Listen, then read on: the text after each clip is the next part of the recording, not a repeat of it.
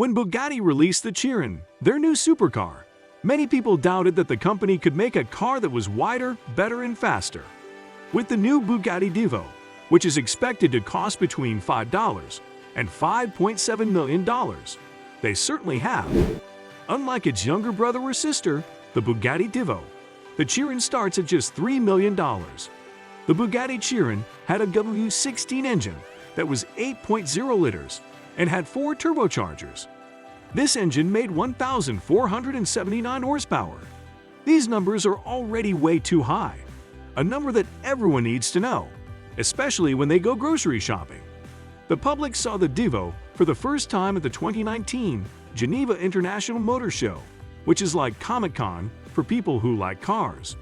In 2018, the news was made public in Monterey, California. Bugatti has said that they plan to sell 40 cars in the near future. The last round of testing for the Divo was finished in April 2020, so if you ordered one, you can expect to get it very soon. It's been said that all 40 units were bought before the product went on sale to the public, so you're probably a little late to the party. If you want the Divo thinking, it would have a top speed mode that you could only access with a special key like the Chiron or the Veyron. You might be disappointed to find out that it doesn't. If you thought the Divo would come with a device like this, you will be disappointed to learn that it does not. You shouldn't worry though, because you can still reach its top speed of 380 km/h, 236 miles per hour, by pressing the gas pedal. The main difference between the Chiron and the Divo is how much downforce the vehicle can generate. The Divo wasn't made to break the speed of sound. Instead, its main goal was to change the way your organs work when you turn at very high speeds. The Divo has a total of 456 kilograms, 1,005 pounds, of downforce, which is 90 kilograms, 198 pounds, more than its younger sibling, the Chiron. For those who aren't familiar with the term, downforce means a lift that goes downward. Think of an aeroplane flying upside down to get the idea. In this case, the car is being pushed back into the road to make it stickier. We've seen the word aviator on the back of other Lincoln SUVs, so this isn't the first time we've seen it. The first time they tested the car, which was basically a Lincoln version of the Ford Explorer, was in 2003. There is nothing inherently wrong with that idea, but the original Aviator was more like a Ford than a Lincoln, which is the main reason why it was discontinued after only 3 model years. Even though this is the case, most people can still buy the first version.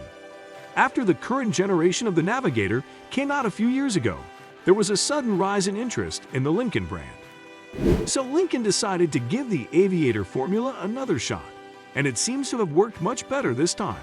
As with the last Aviator, this one is built on Ford's CD6 platform. The Explorer also uses a version of this platform, but that's the only thing they have in common. The Aviator is no longer just a dressed-up version of the Explorer, unless you count the fact that both the Explorer and the Aviator can fit 7 people. It lives up to its own reputation as a luxury SUV. When you look at how the outside is designed, it's clear that this is the case. It picks up where the Navigator left off when it came to introducing the current design language. However, it is a bit smaller, a bit more elegant, and has a lot of presence. This Aviator looks like it means business because it has a big grille, smooth sides, and a light bar in the back. The new Lincoln Aviator can be bought in a total of 5 different trim levels: Standard, Reserve, Grand Touring, Black Label, and Black Label Grand Touring are the names for these levels. It competes with cars like the BMW X5, which is also available as an attractive plug-in hybrid electric vehicle, PHEV, the Mercedes-Benz GLE, the Audi Q7, the fantastic Lexus RX, the Genesis GV80, and the somewhat unique Jaguar F-Pace. In 2023, the Aviator will still be available with the same kinds of engines. One of them can't get out of the past, while the other is excited about the future. The standard Aviator has a 3-liter twin-turbo V6 engine that makes about 400 horsepower and 415 pound-feet of torque. The drivetrain in this car is very similar to the one in the Ford Explorer ST. It has more than enough power to keep up with the Aviator, but this feature only makes it use a little bit more gas. Aviator made a plug-in hybrid car to solve this problem. The plug-in hybrid has the same twin-turbo V6 engine as the standard hybrid, but it also has an electric motor and a small battery pack. The plug-in hybrid electric vehicle, PHEV, offers a big boost in power and a not insignificant improvement in gas mileage. 400 horsepower goes up to 494 horsepower, and 415 pound-feet of torque goes up to a huge 630 pound-feet. The plug-in hybrid electric vehicle can only go about 21 miles on electric power alone, which isn't great, claimed. It is also only available on the Grand Touring and Black Label Grand Touring trim levels of the vehicle. The non-electric V6 uses a more traditional 10-speed automatic transmission, while the plug-in hybrid electric vehicle uses Ford's complicated modular hybrid transmission to send power to the wheels. Both rear-wheel drive and all-wheel drive are available for the Aviator. The 2023 Aviator is comfortable and better than the rest. The Lincoln's interior makes it clear that the brand is committed to providing a real luxury experience. The inside of the Aviator is a really nice place to spend time, and almost every surface looks like it was made with high-quality materials. The Navigator 2023 model year didn't have the larger infotainment screen that was available on the Navigator 2022 model year, but we're keeping our fingers crossed that it will be available soon. The infotainment system is still very nice, and it has the ability to show content from a smartphone built in. There are also seats that massage the people sitting in them, and a Revel audio system that can be added as an option. Depending on how much money you are willing to spend, you can choose from one of Lincoln's very beautiful interior trim styles. We also can't forget that the Detroit Symphony Orchestra wrote most of the music for the interior bells. The Copilot 361.5 driver assistance package is available for the Aviator. This package improves the safety of the vehicle by adding things like adaptive cruise control with stop and go, lane keep assist, a camera system with a 360-degree field of view, traffic sign recognition, and a lot more. Unfortunately, this package is only included by default on the Black Label and higher.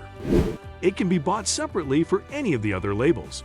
The Aviator comes with 3 rows of seats as standard. When all 3 rows are up, the cargo area can hold 18.3 cubic feet.